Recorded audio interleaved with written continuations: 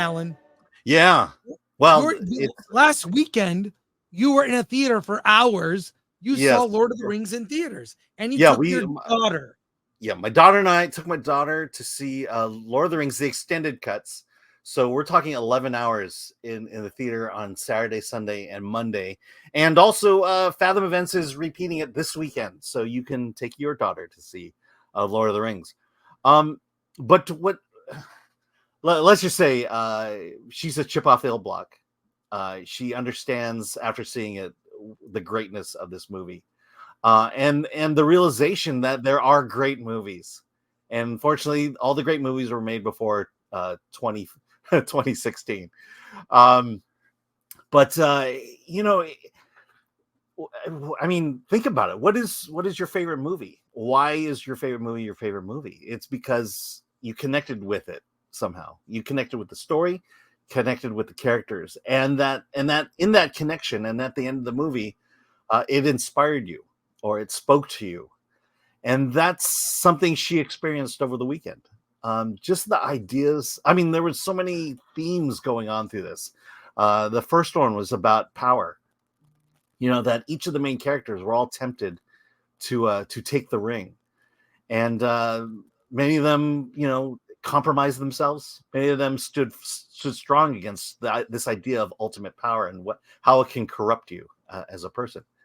The second movie, you know, it was the second and third movie, you know, the discussion we had was about things that are worth dying for. Ideas. You know, Sam in the second one gives this speech about goodness in the world, and that goodness is worth dying for. You know, we don't talk about self-sacrifice at all. And then in the third movie, it you know, it's this idea of hope.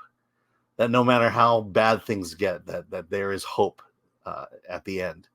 And you know, when was the last time you ever talked about a movie like that with your friends and your family? To get deep into themes that weren't explicitly said in the narratives, but were buried deep down in the subtext. And those themes are absent from today's movies. Yeah. Today's movies are not inspiring. They're not hope. Today's movies are nihilistic. But movies of the past, culture is the same way. Culture is nihilistic. Yes, they were hopeful. They were inspiring. They made you want to aspire to be good, like the characters who were heroes. And your daughter, I know, wasn't around when these movies were in theaters in the first run. Right. She just wasn't around. So for her to experience it, when you mentioned that speech that Sam gives at the end of Two Towers, chills. That speech, play it on a loop to feel positive. That is such a great speech at the end. And Two Towers is so, you know, I mean, you can argue all day. Oh, I like the Fur Fellowship. No, I like Two Towers. Like I love them all. It might be. I don't even see them as three movies. I see them as one solid movie. Yes, one story. But and also to me, and by the way, I never read the books. I wasn't a Lord of the Rings fan before seeing the films, although I saw the cartoons, like I saw the Hobbit cartoon and the Lord of the Rings cartoon. I saw it in the 70s when I was a kid.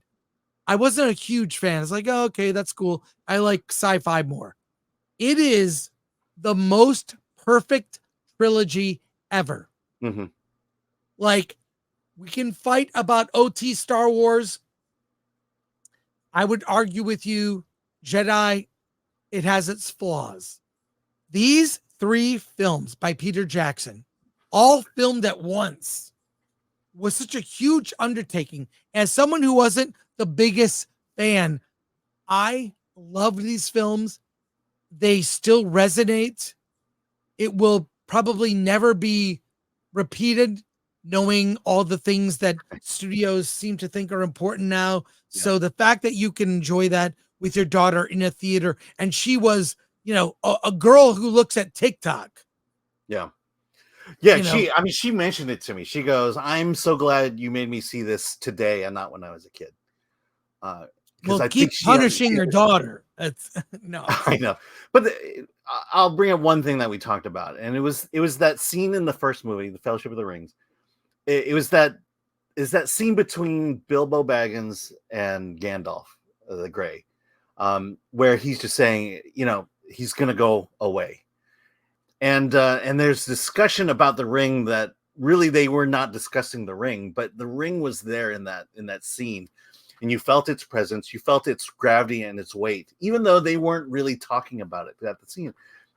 I tell you, I keep saying how brilliant that scene is to say so much without ever saying it at all. Right.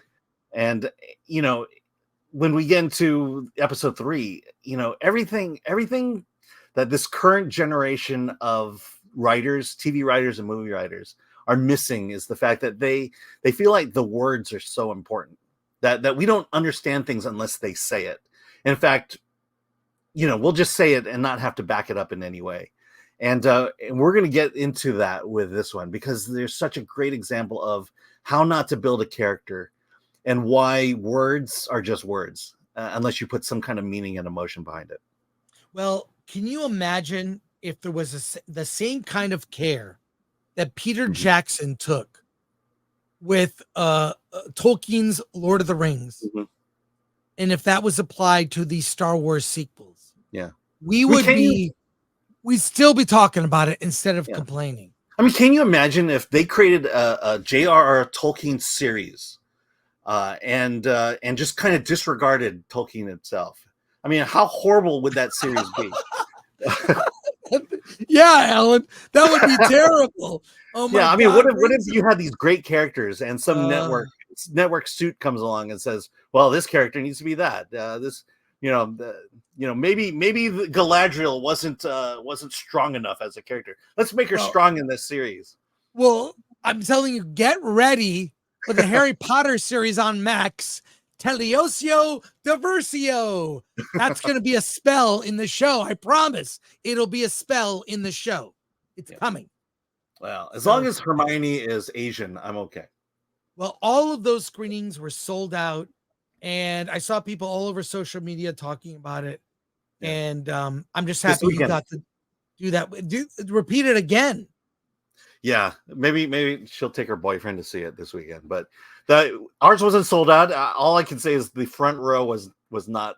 No one bought seats in the front row. But my theater did do a second screening an hour after it, so the demand was there. Believe me. Wow.